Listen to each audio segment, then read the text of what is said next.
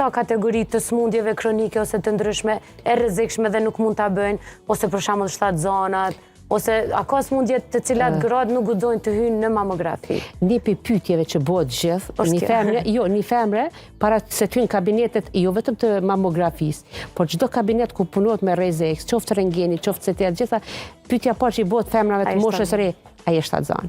Për arsye se një femër shtatzon nuk guxon të nënshtrohet asnjë ekzaminimi me mamografi, me rrezë X. Pavarësisht mamografisë, po me rrezë X nuk guxon të nënshtrohet. Janë vendet botëror janë të parapanë që të bëhet testi i shtatzonisë secila femër, në mënyrë që me ditë nëse ka me bën incizim me rrezë paraprakisht me kon sigurt, shumë sigurt kemi të bëjmë me shtatzoni apo jo.